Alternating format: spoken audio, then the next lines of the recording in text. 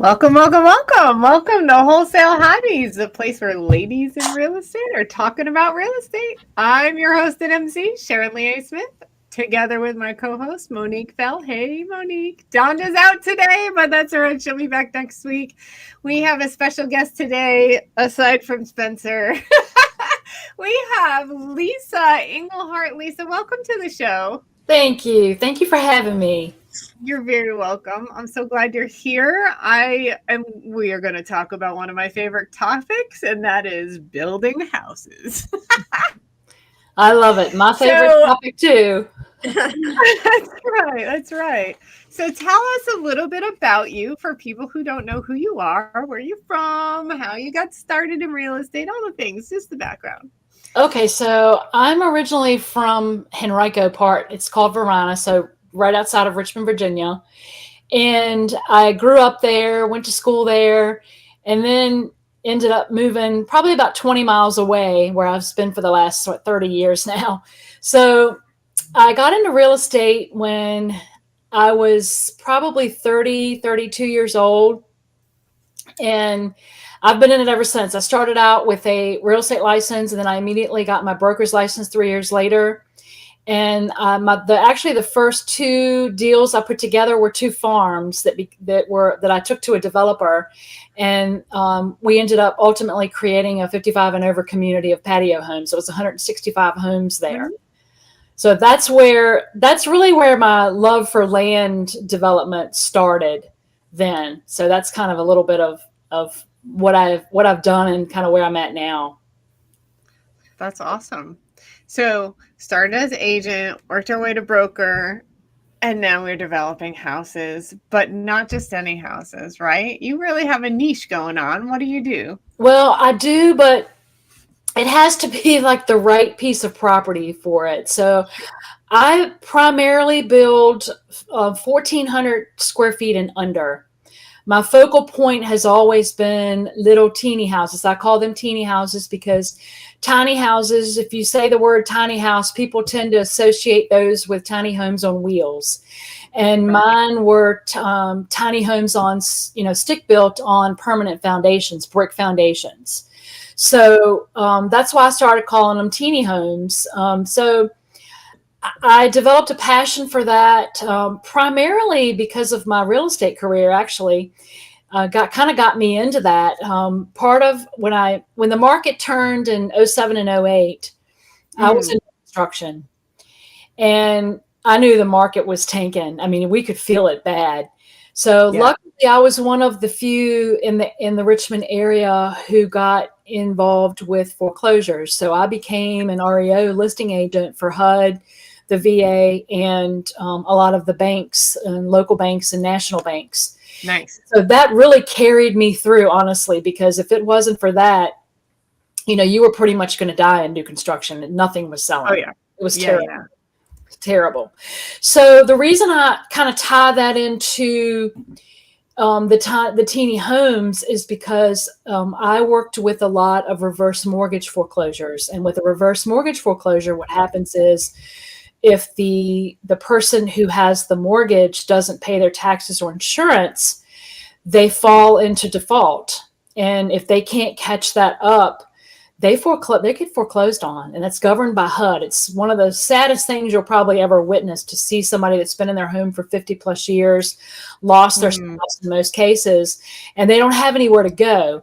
And I kept telling myself, if I had little houses to put all these people in, I could fill them up. Literally, I could fill them up, because people just did not have anywhere to go. Even with the people that weren't 62 or 55 and over, the people that were foreclosed on, maybe a lot of them that didn't have kids, they didn't have anywhere to go.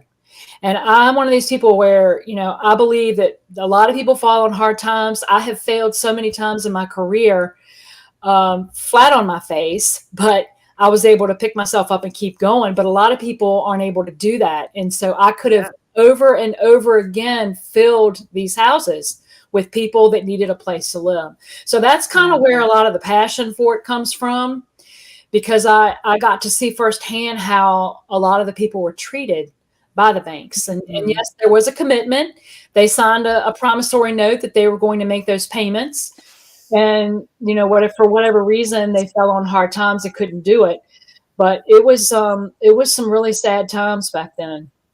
Oh yeah. It was very touched my heart, actually. So that's kind of where my passion for older people, came into that play too. So that's why I love the little houses. They're very easy to maintain. They're very easy to clean. They're very easy to build, and they're just, the utility bills on them are so affordable that there's a need for it.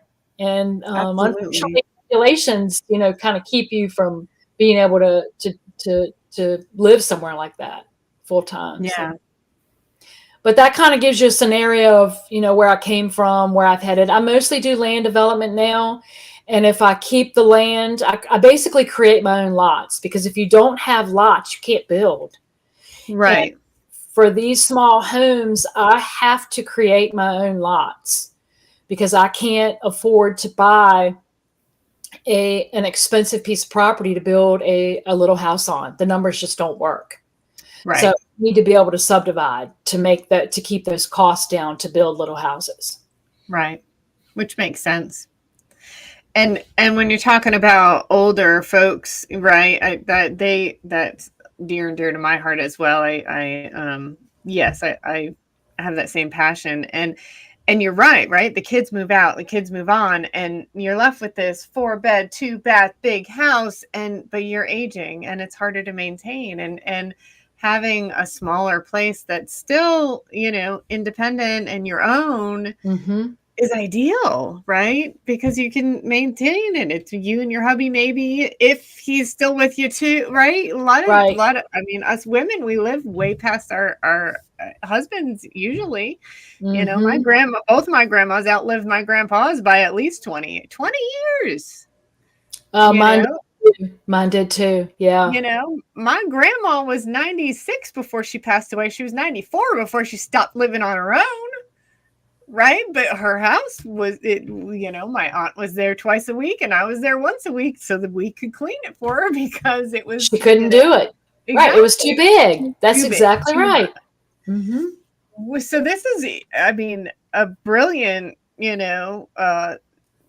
strategy, really. And I think you're right. Very needed, especially as the boomers get into that age, and, so tell us a bit, like, you're talking about taking a big plot of land and dividing it into smaller lots. That's a big process. How long does that generally take? Well, I don't normally buy big tracts. The biggest tract I've ever bought was 13 acres, and that was actually earlier this year. Typically, I look for about 6 acres and under. Okay. But because depending on the subdivision ordinance where the property is located, you can only subdivide by right. I like to do things by right because I don't like a lot of the red tape. When you get to doing major subdivisions, you have a lot of red tape. Okay. And when you think of red tape, think of cha-ching, cha-ching, okay? Because that's what it is. Paved roads, curb and gutter. Most of the time, there's sewer. It's just a lot of different things come into play, and it drives the cost up. So what I try to do is I like to do what's by right. So when you look at that zoning and you see what you can do by right, that's me. I'm all over it. And I'm on like a minor subdivision is what I like to do. Minor, meaning it can be approved administratively. It doesn't have to go go before the board. And the board of supervisors where it gets public comment. I am not a big fan of where I develop land because people don't like change, especially when you're in small towns. Okay. And I don't do everything in my small town, but I've done stuff here, and people don't like you. A lot of them won't tell you to your face, but they don't like you because of what you're doing. You're developing the community and they don't want it. And those are the things that you have to deal with But it's okay because, I mean, it doesn't bother me. Honestly, it doesn't bother me because Well, typically you're filling a need that they just maybe don't want to acknowledge. they don't. They You don't. know? Right. Yeah. That's right. So, it's again, I like to do the smaller lots, the smaller acreage, because like in one area, I can only subdivide into 6 lots. Mhm. So I don't want to get a 50-acre piece and only get 6 lots, right? Oh yeah, that makes sense. Absolutely. So Because Lisa, if it's not road frontage, okay, if you don't have that road frontage, you're going to be putting in a 40-foot wide road to get to Yeah. those houses in the back. At the back. Mhm. Yeah. So Lisa, when you're dividing the land, you mentioned divide by right. Is that something, is it limited by acreage? And why don't all developers, I mean, for somebody who doesn't know land development and what they're doing, why don't all developers do that if it's much more administrative and easier to and less money to do? I think because they don't have, they look for big tracts. They go after, the big parcels of land because they want to build, a 100 to 200 or more house subdivision. You're most of these big builders, the big national builders that you hear of, they're going after density. So, and when I say that, they are also building, typically 2,000 square feet and up. So their lot costs are going to be a lot more because they're paying a lot more for that land, right? Mhm. If you're going to put 100 homes in, they're paying a boatload of money for that land, and then they've got to do the subdivision part, and then when you run all of those numbers and divide it by the number of lots, that's why your lot cost is so high. Because the developer has to bring in all of the infrastructure. They have to bring in the roads, the paved roads, the water, the sewer, the cable, the electricity. They have to get the lot prepared to sell it to the builder. And that's why your lot costs are so expensive. Typically your lot costs start at 75 and up, and that's kind of on the low side now. Used to be 75 and up, and now it's more, it's over 100 now. So if you're a builder and you're buying $100,000 lot, you can't build a 900 or 800 square foot house on it. You can't build a 1,500 square foot house on it because you're not going to be able to get that money back out of it because of the size home that you're going to build. Does that make sense? You're building too small of a home. You've got to be in that upper $500,000 price range or up. Or or more, or your return just doesn't make sense. It's not there. No. Yeah. No. So is your focus still predominantly on the elderly community for your tiny homes, or have you found it has kind of branched out into other communities and other people that are interested in that type of? Well, I don't build very many of the teeny homes. They have to be the right lot for me. And what I have to do to make the numbers work is I have to build 2 on 1 lot. And here's why. The septic systems for me are all engineered. In a lot of the rural areas in Virginia don't have good soil. Okay, so you fall into the category of it's rural. It doesn't perk for a conventional site, depending on where it's at, especially a lot of the coastal areas, because you are closer to the waterways and the soils tend to not be as good. And so what happens is that, it used to be we could put in an $18,000 to $20,000 engineered septic system. Well, now they're 35, 45, and 50. So now take your lot cost, take your septic system cost, your water connection. My water connections in one area are 12 grand. 12 grand. Yeah. So before I even buy the land, I'm looking at 35,000 for a septic and 12,000 for water connection. Okay. So do the math. I can't get out I can't make a living off of doing that. Okay. And I'm like y'all, I work to make my living, and I make my living developing land, building houses.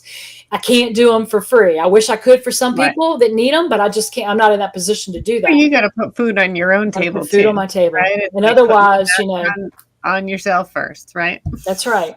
Yeah. So if I do 2 on one lot, it's considered an ADU, accessory dwelling unit. Right. Unless the zoning is for 2 family. So if it's for 2 family, then I can build 2,000 square foot houses on it if I wanted to, right? I could build an attached 2 family house. I could build 2 1,000 square foot houses. And then if they allow me to build an ADU, I can also put an ADU on it. So now I've got 3 houses on one lot. That makes sense. Okay, right. That makes sense to go with a $35,000 septic. And it doesn't make sense. You know what I'm trying to say here. Right. Makes more sense. It makes it so that you can do it. That's not for everyone. What I have typically done in the past is I use them as short-term rentals. Because I'm in a rural market. Midterm rentals don't really work that good unless you're really close to a hospital. The areas, some of the areas that you and I talked about earlier, would be better, for that.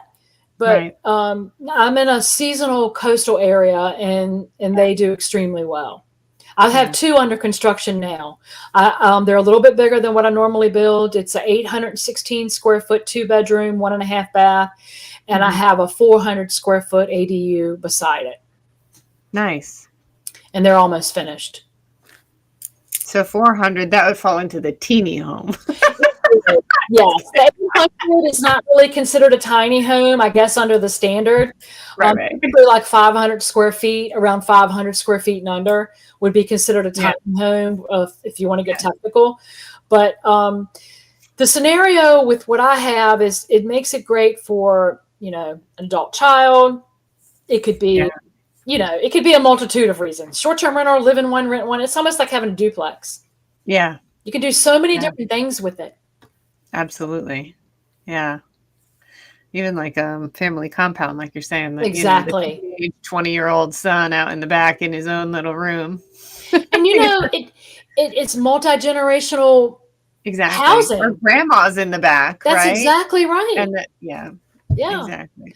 And so it makes it nice because, you can have your family there, but they're independent. I would love to have a compound of these. I would love to have a subdivision of these. Yeah. But, I struggle here with zoning restrictions. And I like to be an hour away from where we are working. I don't like to travel closer. I'd rather be closer, but an hour would be like my max.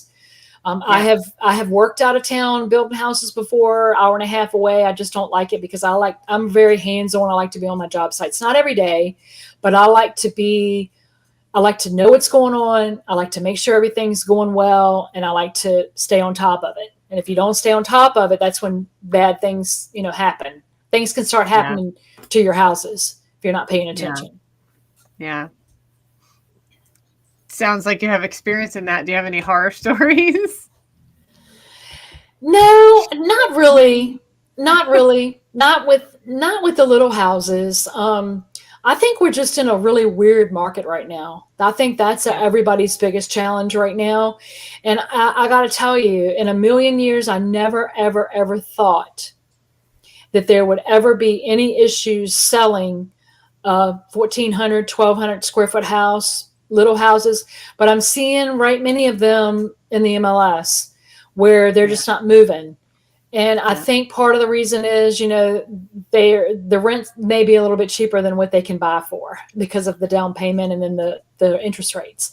The interest rates, really aren't where we need them to be, to make sense for people. So I never thought that we would see small houses, sitting on the market.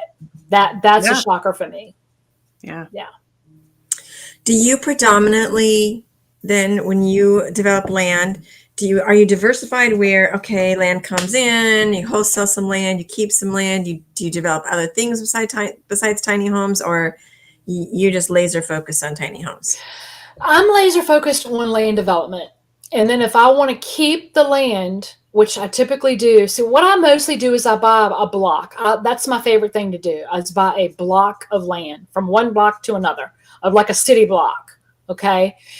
And because then if you subdivide that block, you control your comps. You control that block. And it makes it so much easier too, because you're building, 6 houses in a row. Like right now I'm doing 9 in a row. Did 6 in a row in the city. 5 in one block that I'm finishing up now. So that's what I like to do. I like to try to keep them close, and buying a block of land is kind of where I really focus on. I actually look for that. I'll look for certain types of land so that I can get what I call the block, buy the block. So if I have so many builders and so many people that contact me that know what I'm doing and want to buy lots. I could wholesale them. If I know that's what you do. I have never wholesaled anything. I have kept it. I'm kind of like a land hog. I don't. Nothing wrong with that. Well, the thing is I work so hard to create those lots, and they take me anywhere from, I would say, 4 to 9 months to get them. Okay. Yeah. I'm doing one now that's why the builders want to buy them from you, right? They want to skip that. They want to skip I don't blame them. I don't blame them. Yeah. Yeah. Not one bit. And that's why I hoard them. But if I ever needed to sell them, all I have to do is make a couple of phone calls and they're gone. And I mean, I'm ready. I've got the soil work. I've got everything ready. The surveys, all they have to do is close and file for a building permit. And that's what I believe, that if you're going to do land development, you've got to be able to give someone something to buy. You've got to have that package ready for them. You don't want your sale drug out. You don't want them to have to do soil work. Get it done. And that way, if I need to sell them, I can. But I'm like, okay, so if I sell them, I've got this inventory. I've got this inventory coming. I've got this inventory now. I don't want to build on all of them right now, but do I really want to sell them? Because what if land gets harder and harder to buy? I know it's more expensive to buy, right? Yeah. So I'm kind of hoarding them. But, part of me keeps in this ear over here says, headspace, Lisa, you really ought to sell a couple of them. You could sell these and sell these. But so what I like to do is I have 4 going now out of a 9. And see, once I get those 3, actually I get the first 3 sold. I have 1 under contract and I have 1 in for sale and more coming. But what I like, this is how it keeps me going and what I like to look at. After the 3rd one sells, I've made all of my development money back. Right. Okay. So now 4, 5, 6, 7, 8, and 9, which the 9th one is coming. I don't have that one. 8, I've got 8 solid. The 9th one's coming. They're all free and clear. Yeah. So I can sell them and be free and clear and pocket the money or pay the taxes or whatever. Or I can build on them and make the lot money and the profit from the build. So it's kind of a no-brainer because they're in New Kent County, which is the #1 fastest growing county in Virginia. Right. And so why would I do that? They're in a great location. They have, and guess what? They have conventional septic sites. Nice. And private wells. So it's ideal for me to keep them. And I said, I could sell them. So if you are, I always say that, you can do this. Anybody can do it. If you find a piece of land, you can develop that piece of land instead of selling it. I don't mean giving it, but instead of selling it to somebody like me, you can develop that land yourself and sell those lots because those builders need them. They need them bad. Yeah. So when you say soil work, can you define that for the audience? What does that mean? Okay. I grew up on septic and well, okay, until I started building. In fact, probably about 15 years into building, we never got to work with an area that provided public utilities, sewer and public water, or the other. So the first time I developed a 6-lot subdivision in the city, when we did that, they were all public. It was very different for me. I had to learn how to do all that. I didn't have to have some of the soil work that I'm getting ready to talk about. I didn't have to have that done in the city for a septic system. I had to have it done for other reasons, but not for a septic system. So with a septic system for land, that land has to perk.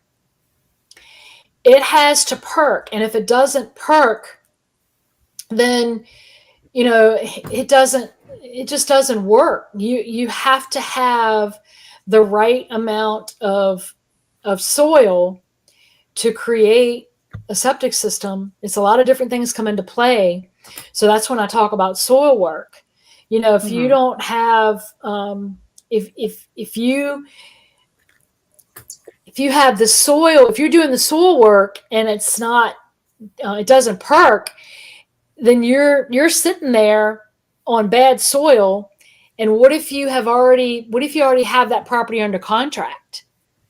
Okay. Right. And you can't get a septic system on it. So a lot of different things come into play there.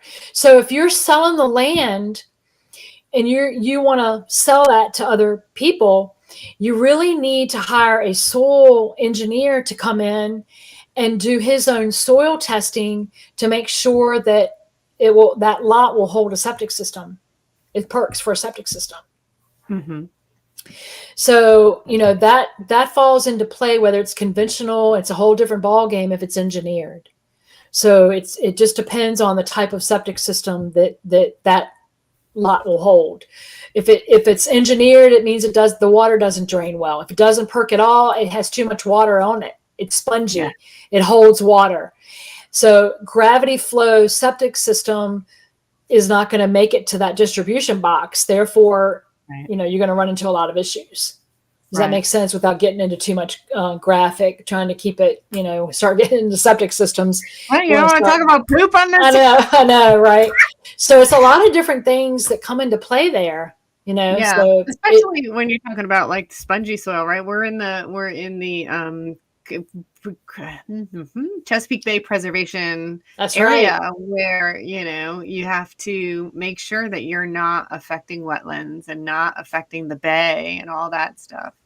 And I'm sure in other areas of the country, maybe Louisiana, maybe Florida, in the Everglades, all these other places, they come across, I'm sure, similar type of land where they have to deal with property that's just sopping wet. However you will. We're in that Chesapeake Bay Act, like you were just saying. Yeah. So we have to be 100 feet from streams, waterways. Yeah. We have so many rules and regulations and things that hold you back here. Like in Florida, I don't know about Louisiana, but in Florida, you can practically build on top of the water. We can't do that. We can't do any of that. Yeah. I wish we could, but we just can't. So, but yeah, it affects everybody. And then really down in Alabama, I've got friends in Alabama, and they're just putting in septic systems left and right on their own. We can't do that. No. They have to be engineered, stamped, and approved by the Virginia Health Department. Yeah. Yeah.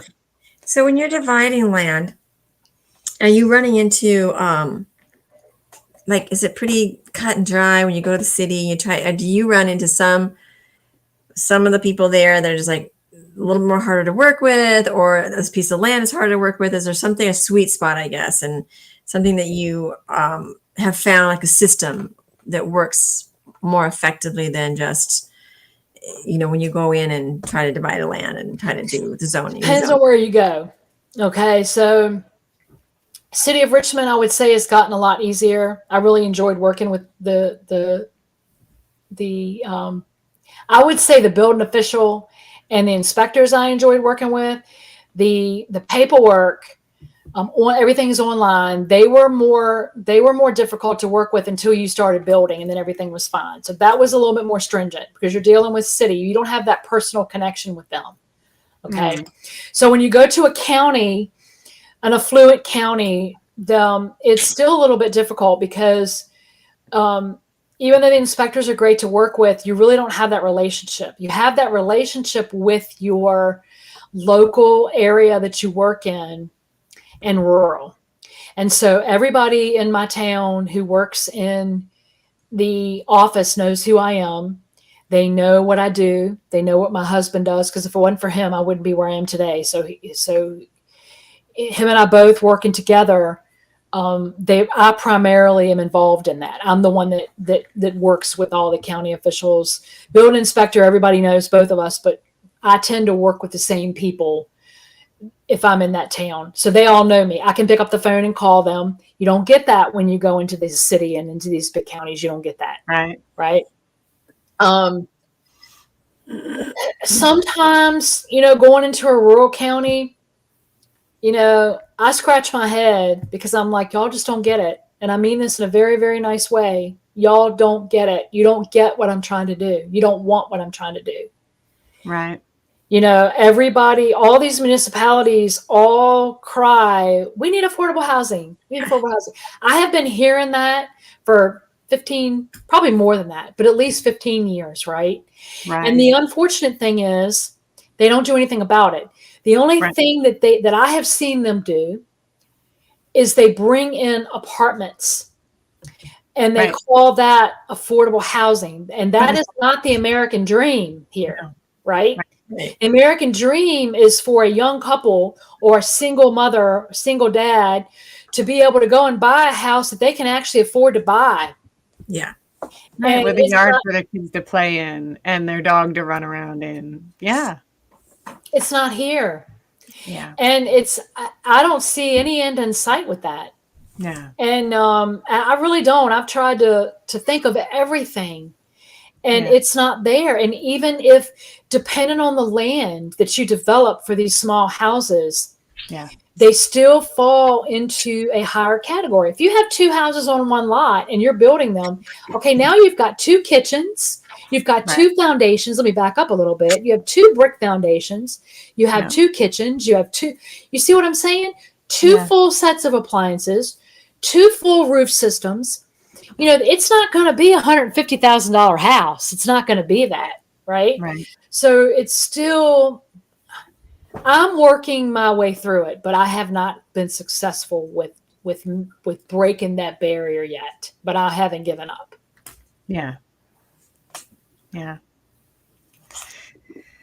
So for someone considering building a tiny home or teeny home, right? Maybe not under 500, but maybe under 1,500, right? Mm-hmm. Smaller home. What should they realistically budget for, right? Let's say we want, a 1,200 square foot, 3-bed, 2-bath, small place. What, I'm a young couple. I bought an acre or 2. I want to build my dream home. What realistically are they looking at, do you think? It's really hard to say, and I know it sounds like I'm a lawyer's coming at you saying it depends, right? Well, no, right? I don't mean to do that. And I'm not a lawyer, but let me just say I don't mean to say that. I mean, obviously, like finishes, grades, all that is going to come into play. But let's just say, but let's just say basic stuff. But even today, like granite is standard. Okay, granted, that's not. It used to be, the Formica, right? Right. And so, really, now granite is standard and it's reasonable. Yeah. Lumber. My husband had a lunch with our lumber company 2 weeks ago, and we follow the lumber prices and the material prices, but I don't follow them that closely because I'm too busy ordering stuff and working on the job sites. But he made a comment to my husband, and he said that materials is at an all-time low. We're back at pre-COVID lumber prices, yes. No. Now, there are other things that aren't, okay, but lumber is. Right. But so it still depends. Now, you've got brick. It used to be where I would put in a 1,200 square foot foundation for like $12,000, okay? $1,200 for around $12,000. Do you know what that is now? The footing, I'm talking about the footing and the brick foundation. Okay. Right. Now we're at 20,000. Okay. Just for foundation and footing. Right around 20. Okay. So, give or take 23, 24, 18. So, it depends. So,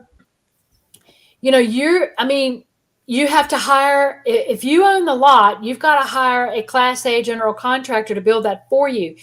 But I will say, in the state of Virginia, and your state, depends on what state you're in, if I have a piece of land and I'm not a builder, which we are Class A contractors, but if I'm not, okay, and I want to build my own house, I want to sub it all out, I can do that as long as I'm going to live in it. And you can save a lot of money on that GC fee.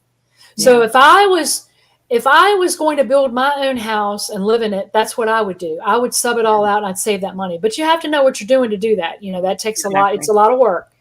Yeah. But for the young couple going out, I mean, you know, by the time you hire a GC, you know, you're still going to be at $200,000 just for the house. Yep. You know, then you've got your septic, your utilities you've got to hook up to, your land cost. I just don't see it under that. Yeah. You know, give or take some. It's just it's there. You know, the siding, the roofing. You know, the insulation has gone up unbelievably. Some of the materials are like really ridiculous. Honestly, they're ridiculous. Yeah. Sometimes I scratch my head, going, "What are we doing?" Yeah. You know, what are we doing here? Maybe I should switch over to a manufactured home or something. You know, I have even, you know, contemplated that. Right. So right. We'll talk to Pam. I'm sorry, go ahead. Sorry. You predominantly focus on rural, where there's the sewer has to be. You don't go into areas where it's tap into the city water? I wish I could. They're a lot harder to find. The 6 that I did in the city, you know, I don't know how often I would be able to find that, you know, to be able to develop a piece of that size in the city again. I do try to find lots, basically land, not lots. I mean, lots too, but I try to find something that can even be a tear down that does have public utilities. I would prefer to have public utilities. I would prefer to build in an area that has a high traffic count and that has, you know, is more populated.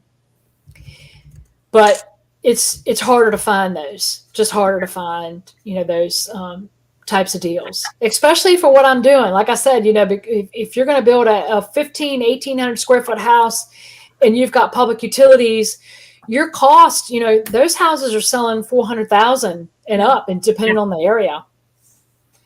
You know, yeah. But I will tell you this, and I'll just do a little comparison for you. In the city, when we built those 6 lots, we built 1,100 to 1,200 square foot houses on all of them.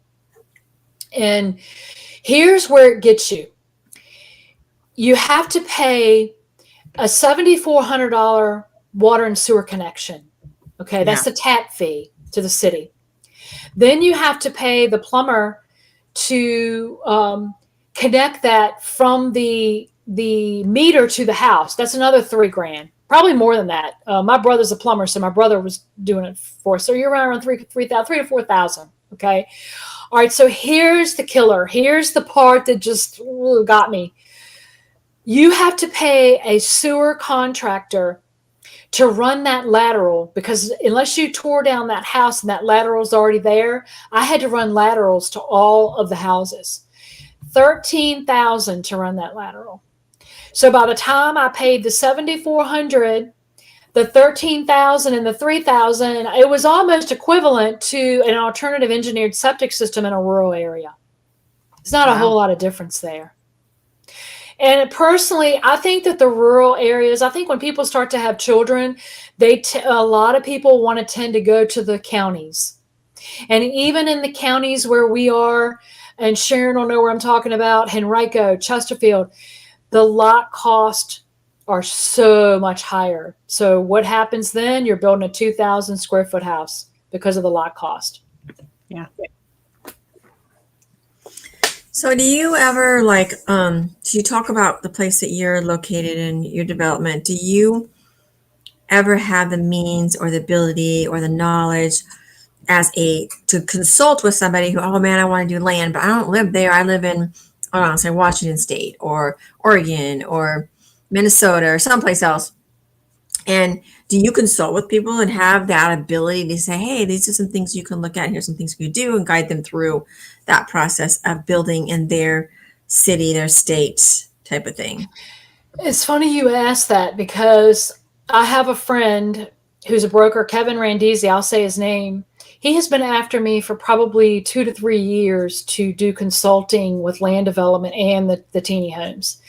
And I just keep, oh, Kevin, I don't have time. Oh, Kevin. He said, Lisa, you have no idea how much it's needed. And people would hire you by the hour to help them. And I really could. I do know it's second nature. I'm not saying I know all of it by all means, right?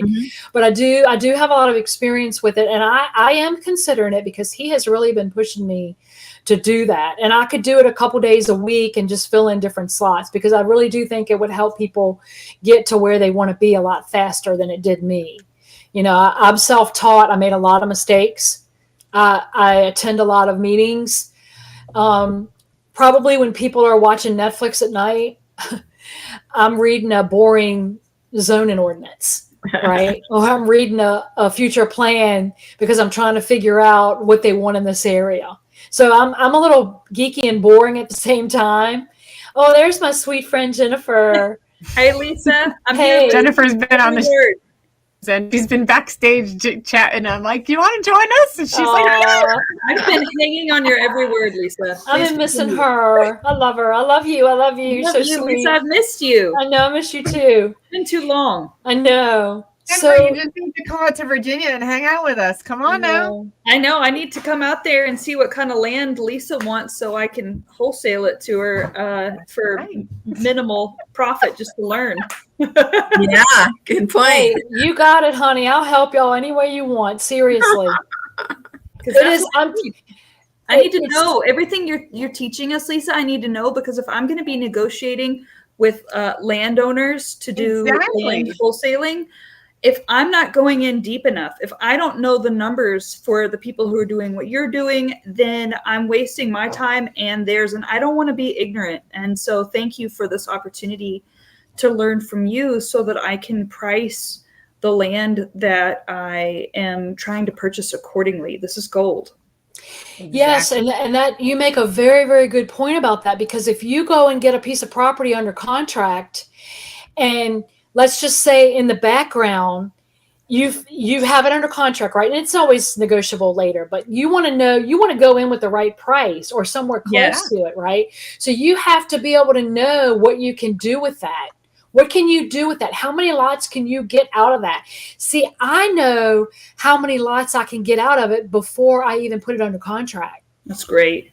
Yeah. Because I don't want to overpay for it, right? When I put it under contract, that's what I'm going to pay for it. I've paid over because I actually bought one off the MLS earlier this year and they had it listed for 80 and somebody was in competition with me and I paid 100 because I still made a lot of money off of that at 100. Great. Yeah. That just goes to show you, I was going to be very upset if I didn't get it at that price. Yeah. Right. But as long as you know what you can get it for, I'll have to tell y'all that I have to show y'all that deal. It'll make more sense if I can break that deal down for you. And then you can really dissect it from there on how I did that. Yeah. And how I got free and clear lots out of that. Wow. So yes, it is. It's a, everybody should be doing it, y'all. The land is golden. It is. Maybe we should stop broadcasting. Yes, stop. Often we'll have a private chat. I'm serious. People don't. Michael Robertson. I'm sorry if I'm saying his name wrong. I know who he is. He promotes it all the time. And a lot of people don't catch on it. I'm taking his class. He's now my BFF. And so I'm taking his class for that reason, Lisa, because I feel like it's going to be more AI proof than other businesses in the future. Like you, I'm not a land hog, but I would like to become one. But first, I want to wholesale so that I can learn. And I do own some land in California so that I could go there and fish if I need to. You know, it's right off a big, huge salmon stream. So I do own some land, but I'm not a land hog. and you're the person that that I want to learn from. So thank you so much for this opportunity today. And yes, Michael is pure gold, and anyone who's not paying attention to him, that's their loss for sure. I totally agree with you on that. I can see it because I've been buying land for many years, and it goes up in value. The value is what's unbelievable. Real estate in general, real estate in general is just phenomenal, the appreciation. And it's the same for land. And if you know ahead of time, if you study those boring planning commission notes, you don't have to go to the meetings. If you miss a meeting because you don't want to drive to it, go online and look it up, skim through it. You're going to know what's coming. I bought land in a rural area because I knew that public water was coming and sewer was going to come after that, right? I got that land dirt cheap 4 or 5 years ago, actually maybe 6 years ago.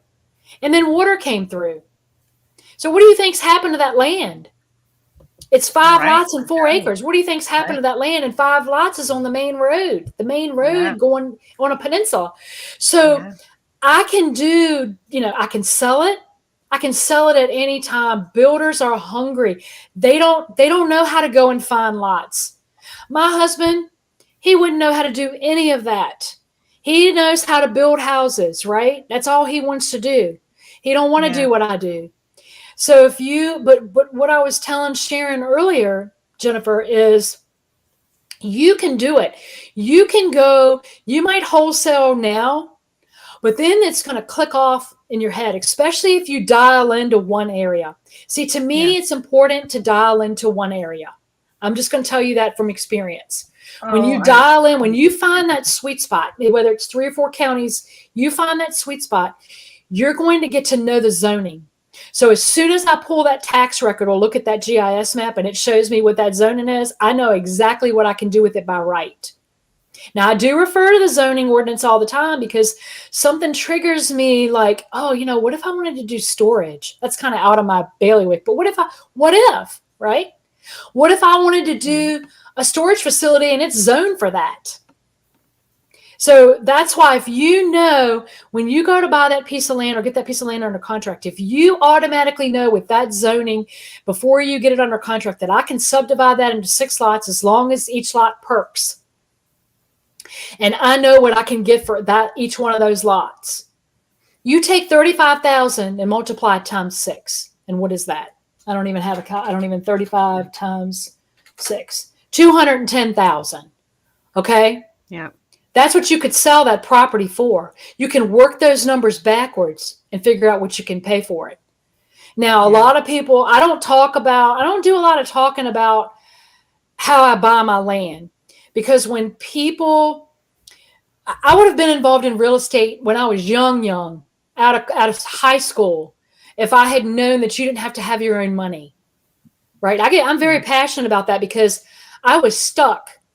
I worked a 9-to-5 job. I was stuck, but I loved real estate, but I couldn't get into it because I didn't have my own money. If I'd met Jim Ingersoll back years ago and knew that, oh my gosh, where I would be today. Jennifer, what you're doing with your children is phenomenal.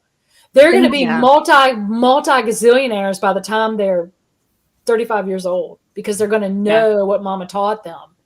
But just having that knowledge that you can subdivide that land. So you borrow that money.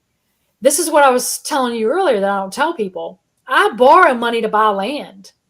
Can I pay for it? Of course I can. And I've had before.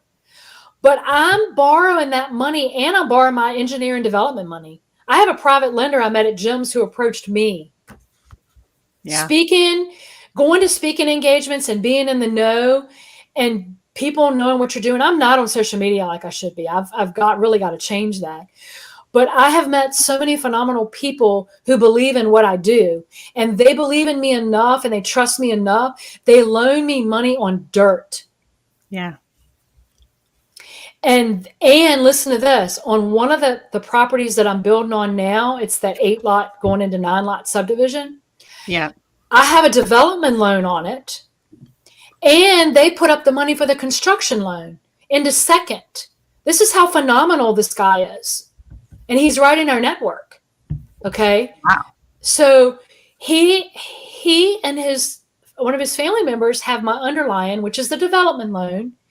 And Right. what I'm doing on the first 3 houses that I sell, I'm paying back $50,000 on each one towards principal on the underlying, and he's doing a partial release. Who would do that? Do you think a bank's going to do that for me? No. No. I don't have my money tied up in it, but I have all my knowledge and I go to the job sites. I make sure that these things are on schedule. My husband does too, but I really stay on top of these things because they have to get to closing. The longer we have delays, new construction, you still have delays, weather, subcontractor, it's all there. You still have the same problems, but you get to a point where you have it dialed in, and we're at the dial-in stage right now. I feel like we have a few clunky things that hold us up, but we're at that dial-in stage. But you'll get to the point, if you're going to wholesale land, you're going to get to the point where the light bulb's going to go off, and you're going to go, wait a minute. I know from my friend Lisa that I can go out here to my financial friend and borrow this money, and then I'm going to turn around and subdivide it, and then I'm going to sell those lots. Now, you've got to figure out how you're going to pay that underlying off if they're not handling the construction money, okay? Because not every lender is going to want to go into second position unless they know that underlying lender. I hope I didn't lose you when I said that. Yeah. Yeah. Okay? No, yeah. Mm-hmm. Not everybody is going to go into a second position unless there might be best friends with that person in first. For sure. So Which that is the beautiful crucial thing about our network, right? Between all the private lenders that we know, and if Wendy, let's just use an example, right? Wendy Sweet knows Mary Hart, obviously, because they're hand in hand in everything, right? And so if Wendy's doing your land loan, Mary will take second on your construction. I don't know if they will. I'm just saying, right? Because they know each other, they like each other, they trust each other, and that's the power of networking. That's the power of networking. The power of being in these groups. So where you run into a little bit of a snag is if you get to that needing that construction loan. If you're going to build, and I highly recommend that too, if you're going to build, then you have to figure out that exit strategy. Is that person going to put up the money for you to build on? Because it would be kind of tough to go to somebody and say, hey, will you do my construction loan, but you're going to be in second. They're going to be like, oh, no, I don't want to do that. Yeah.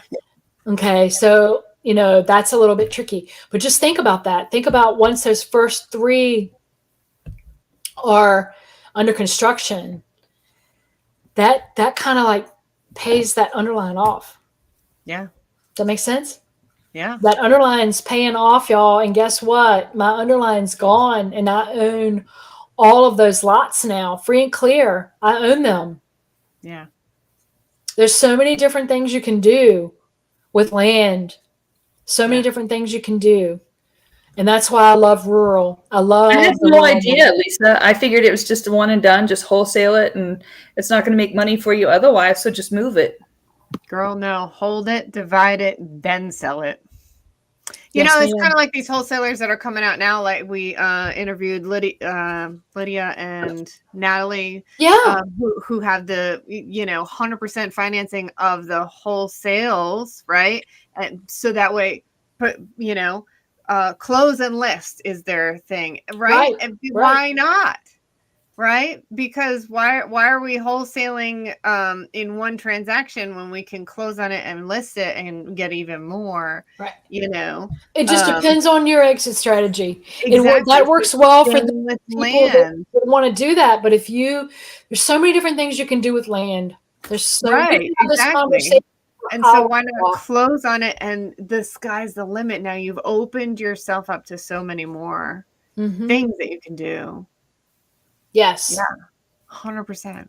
I love it. I talked to Jeff Jahusky about lending on land, and he said that he would, ladies. So talk to Jeff Jahusky if you need another lender for your land deals.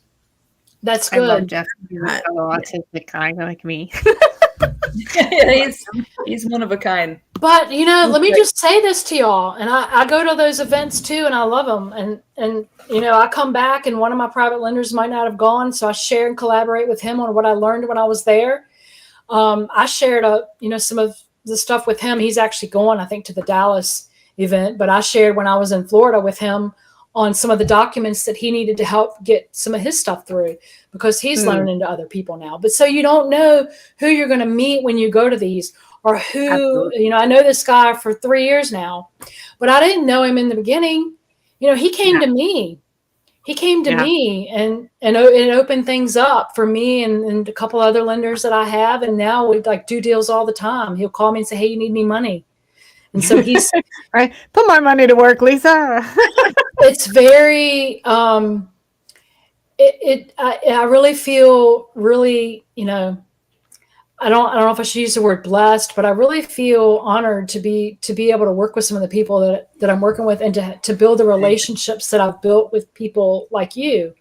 Yeah. You know, Jennifer, you know, we go back several years now. You know, it's just unbelievable how you become, you know, bonded with people. Yes. Well, it starts to feel like family to me. Yes. Our work network feels more like family to me than actual family. I don't know how healthy that is, but I feel like I just have so much more in common with you guys than I do my family of origin. So I have been so blessed by meeting so many wonderful, wonderful people that have opened up my life and have impacted future generations in ways that I could have never even imagined in my wildest dreams, including you guys. So thank you. Well, you have a leg up because you are so savvy with making connections with people.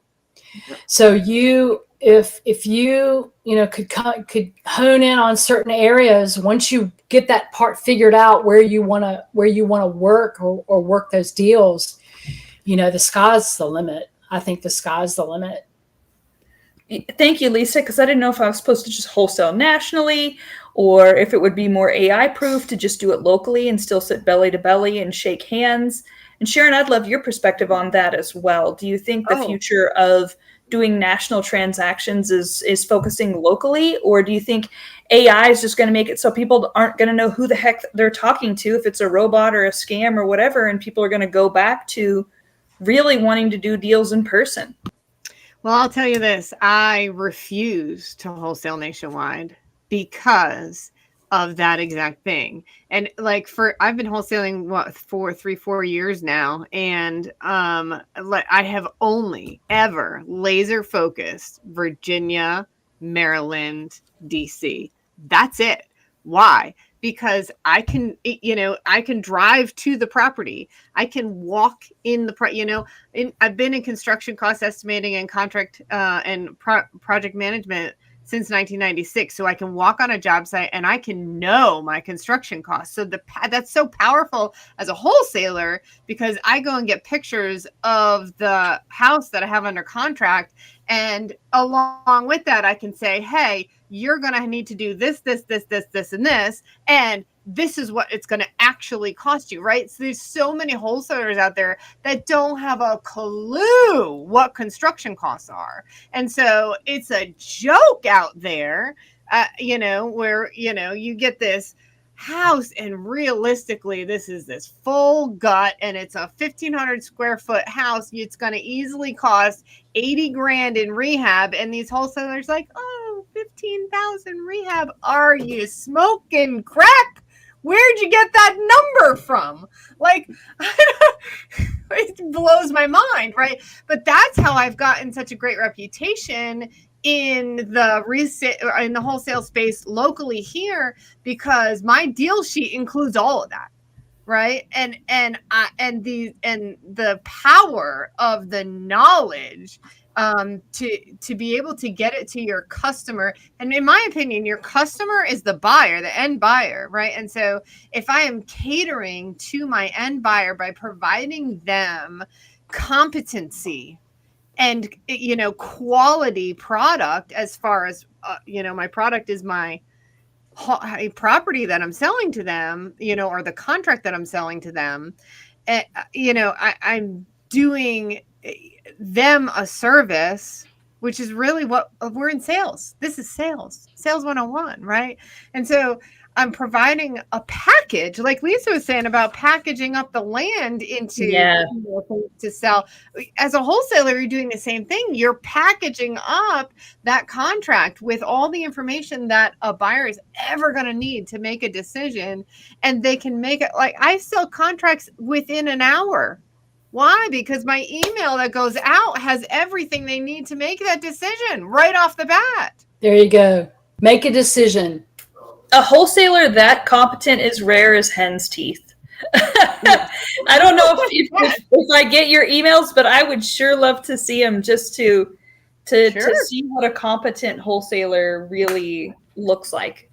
Because here in the Dallas market, because you have so many people, they don't have to sell good prices. There's always someone new who's willing to overpay, and that's who they sell to. And whenever I try to give them real comps, they're like, "Oh, Jen, you just don't know what you're doing." I said, "I've been doing this since you were wearing dinosaur pajamas, honey. I know that you're, you know." And what they're really saying is, "Hey, Jen's calling us out on how horrible these prices are." You know what I mean? And so it's amazing that you do it right, Sharon. It really is.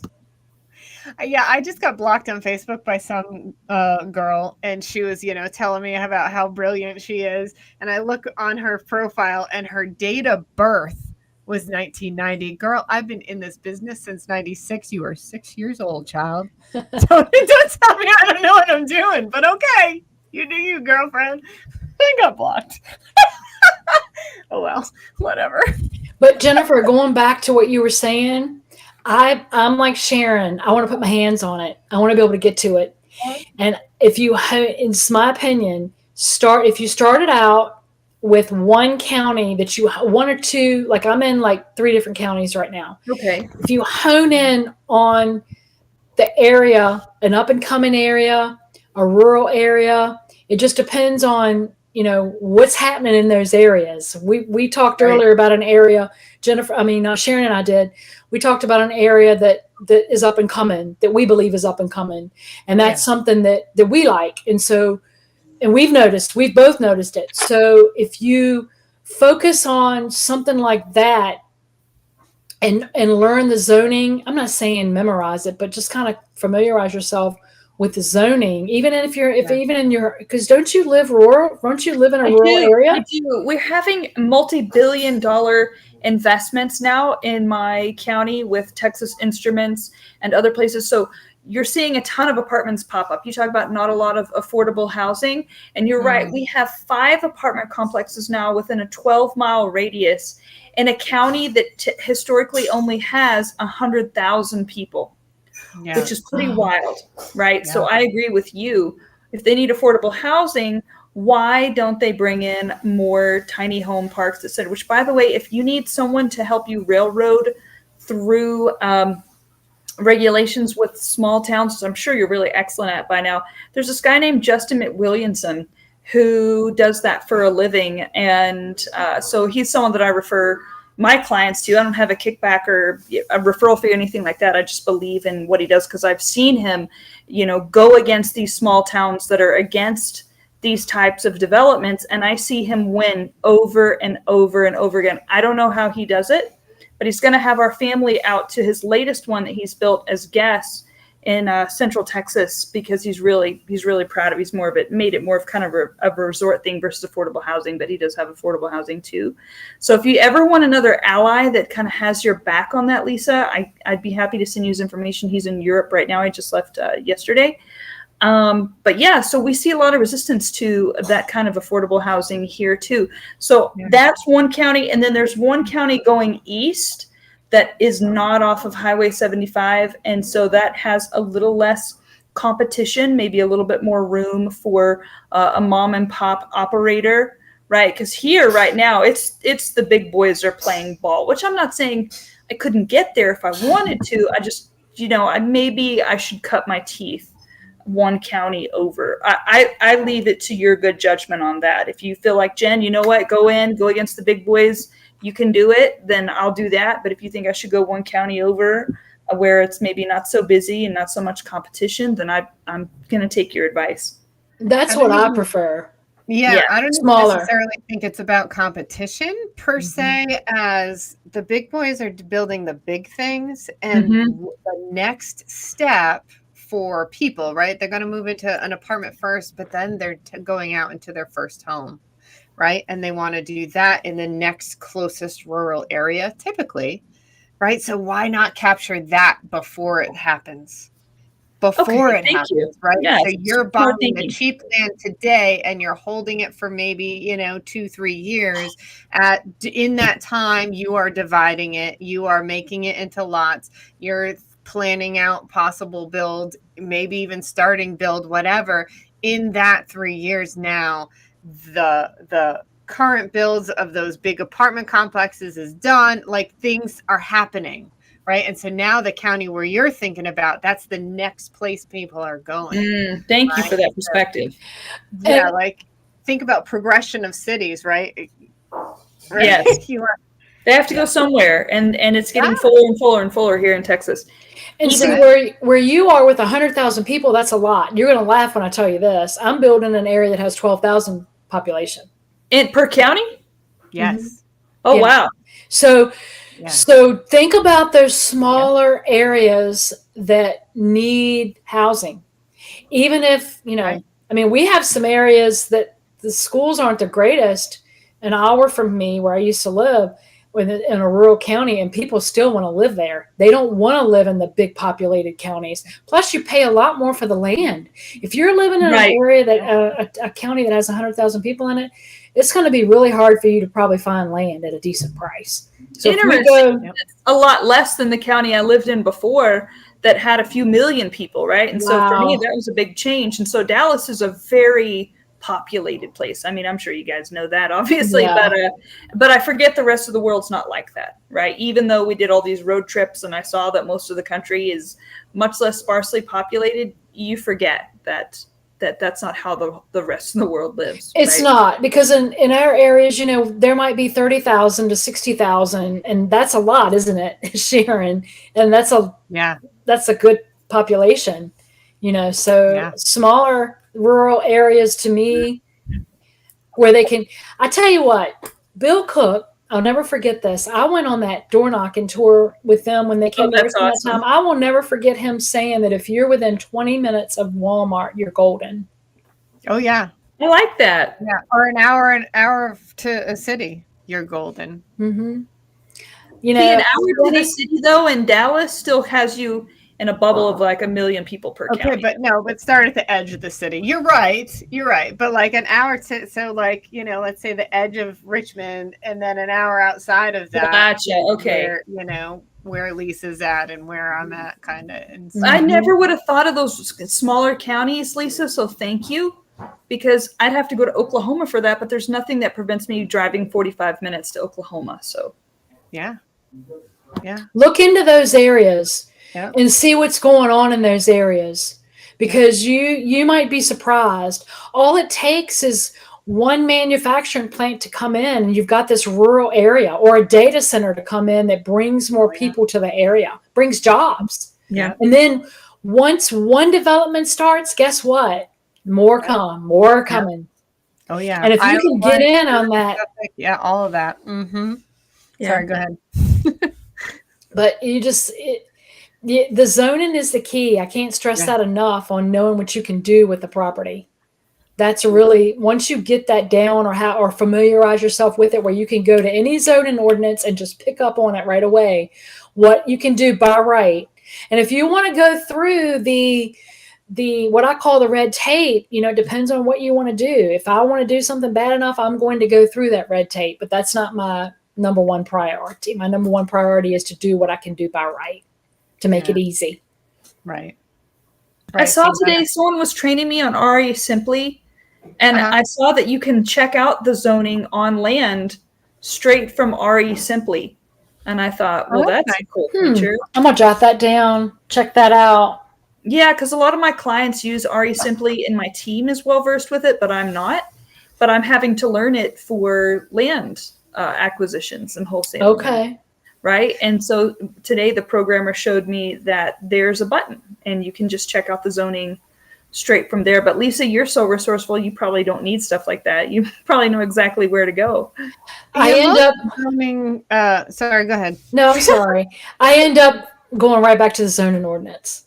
And because it's there, and you can get it in a PDF. You can convert that PDF into a Word document and then or upload it into AI and do that. I've been using AI. I've been playing with AI a lot, trying to figure out how to break a lot of stuff down so I don't have to do the research that I've had to do. Oh, that's good. I'm glad to hear that for you, because I know how detailed you are and you spend a lot of time, which is part of why you're so trustworthy, because you don't just guess and gloss over things and hope for the best, right? No, I'm factual. I need to know what I can do. I don't want to guess. I need to know, And I think that's how some of our mutual friends got in trouble, financially, because they just glossed over things and made sure everything was okay. I don't even think they did it on purpose. Right. But I don't think that ever happened to you, Lisa, because you always look really carefully at details, and now you have ChatGPT to help you. But just always double check GPT, because I catch mistakes maybe 20% of the time on stuff. Yep. So always do your due diligence, even with ChatGPT. I agree 100%. Yep. I agree. Yeah. Most municipalities now do have the zoning ordinances right online. And usually it's like got table of contents where you can just click and go to that section of the ordinance, which the Muni code.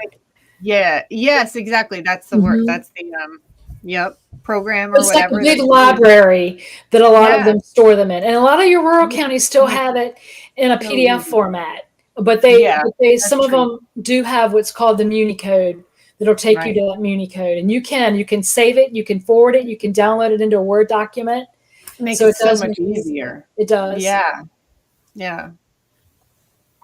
It does. Anyway, Lisa, we are way beyond time. Sorry, I think this is the longest we've gone over. Wow, this is so amazing. I'm so glad you put another hour. You had such great questions. You could you could go to a 3-day seminar literally and listen to all the things that Lisa knows. Seriously. Yeah. I can see that. And this is like my passion. I worked for about 8 years for a custom home builder. And I just love home building and land development stuff. I really kind of want to get back into it. So I think that's probably my next. I got to finish up what I'm doing. I have to finish something in my life. I see some collaboration going on here. But when you're passionate about something, it's not a job. I work all the time, but I feel like I work all the time, right? Because I love what I do. And the land development is my favorite, is my all-time favorite. For sure. I agree. Well, it's a pleasure to have you on. I'd love to have you on again. We can talk about more things then. Anytime. Thank you. Have a good night. Thank you. Good night. Good night, ladies. Great to see you. Great to see you.